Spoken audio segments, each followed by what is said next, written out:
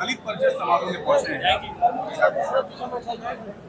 देखिए, हमारे पूर्व विधायक माननीय रामानंद भाऊ जी, हमारे किंकर जी, प्रमुख जी, हमारे जिला पंचायत सदस्य, हमारे तमाम साथियों ने मिलकर के कार्यक्रम को आयोजित किया था कि हम सब लोग मिलकर के डॉक्टर अरविंद राजभर को चुनाव जिताया जाए। यहाँ सबसे पढ़ा लिखा योग्य कोई प्रत्याशी है तो डॉक्टर अरविंद राजभर है, और आप मान्यवर कांशीराम जी के साथ काम किए हैं और बाबा साहब डॉक्टर अम्बेडकर जी के विचारों को आगे बढ़ा रहे हैं, तो हम लोग आपके साथ कंधे से कंधा मिलाकर इस लड़ाई को आगे बढ़ाना चाहते हैं।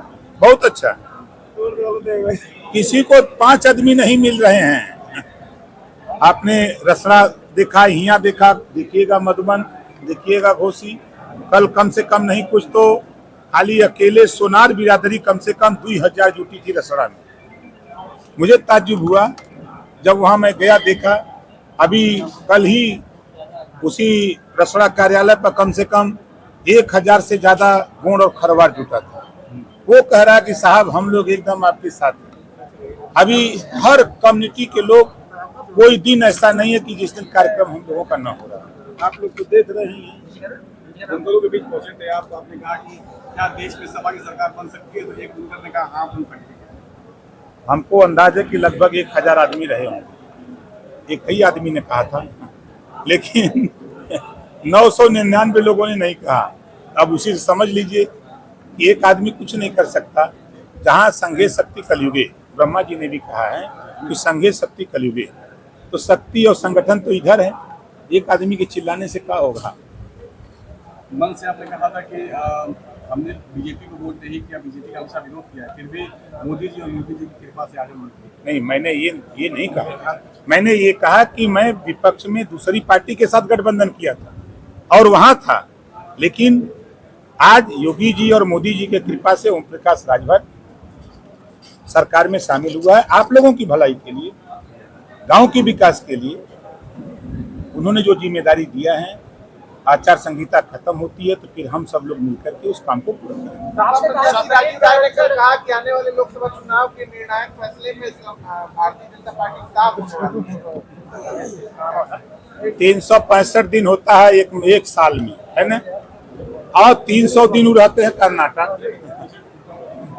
365 दिन में 300 दिन रहते हैं कर्नाटक। लड़ाई लड़ेंगे लोकसभा का, तो उनसे पूछिएगा मिले तक कि 365 दिन में अब कई दिन रहेंगे हारने के बाद। 365 दिन कर्नाटक रहेंगे कि 300 दिन रहेंगे। मंगलौर कहाँ है? मैं तो कभी नहीं देखा। आप बताओ, इसी मऊ में महिला सम्मेलन हम लोगों ने किया था, आप लोग थे ना? एक काम का बता दो जो महिला सम्मेलन किए। हमने सावधान रथ यात्रा लेके आप ही के बीच में घोसी में किया, आपने देखा। कोई ऐसा छोटा बड़ा कार्यक्रम हम लोग कोई महीना बताओ जो न करते हो। अब यही नहीं, मऊ ही नहीं, आप आजमगढ़ पता कर लो, आप अम्बेडकर नगर पता कर लो, बनारस पता कर लो, चंदौली पता कर लो, पूर्वांचल ही नहीं 75 जिले में पता कर लो। हम लोग काम करते रहते हैं। बैंगलोर से आने वाले को छन्नी लगा के छान देंगे, कैसे छानेंगे, क्या होगा? ऐसा वोट हम लोग इकट्ठा कर रहे हैं, अपने आप वो बच जाएंगे। कई वोट देने वाला कोई बच्चा नहीं है। हम तो उधर से रसड़ा से शुरू किए, पूर्वा बहता ना।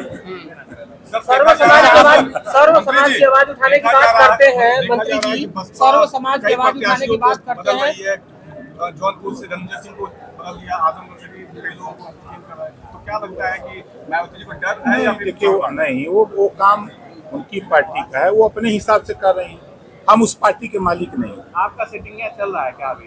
कहाँ सेटिंग? आपने कहा था कि हम सेट कर दिए टिकट, तो और जगह भी सेट किए हैं। राजीव राय को सेट किए। सर्व समाज की आवाज उठाने की बात करते हैं मंत्री जी। अच्छा, आप ईमानदारी से बताओ, हम एक ब्लॉक प्रमुख का नाम बता रहे हैं, भोसी राजू, चले जाना। अगर नहीं मिले तो जरा फोन करके पूछ लेना। कल मैं था दोहरी घाट, गलत तो नहीं बोल रहा हूँ। कल मैं दोहरी घाट में, हम लोग हमारी टीम गई थी।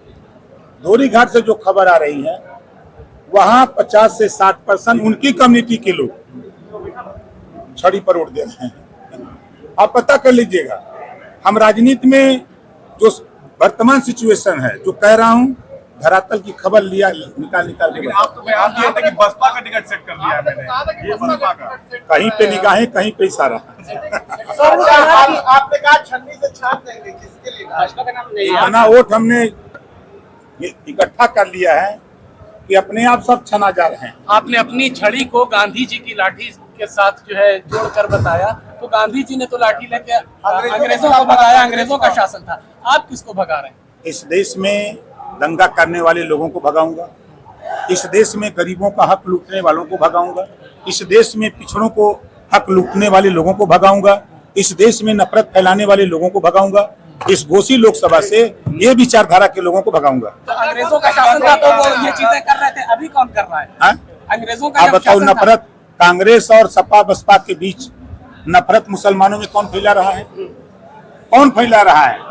वही न फैला रहे हैं। प्रधानमंत्री जी के बयान का भी बड़ा चर्चा हो रहा है। कांग्रेस की सरकार बनेगी तो सारा अवसर मुसलमानों में बांट दिया जाएगा। अरे क्या बात, घुसपैठियों में और ज्यादा बच्चा पैदा करने वालों में। सुनिए गुनिए तब धुनिए। हाँ। एक योजना बता दो, केंद्र और प्रदेश सरकार की एक योजना बता दो जिस योजना में किसी जाति धर्म के खिलाफ लिखा हो, इनको मत देना। केंद्र और प्रदेश सरकार की, आप पत्रकार आप लोग हो, आप लोगों को मनाही है, बहुत पत्रकार तो बीजेपी के खिलाफ हैं, क्या उनको नहीं मिलता है सुविधा? मुसलमान वोट नहीं देता है बीजेपी को बड़ी संख्या में, क्या केंद्र की प्रदेश की सरकार की योजनाएं नहीं मिलती हैं उनको? ये सिर्फ अफवाह फैलाना विपक्ष का काम है, हम लोगों का काम है।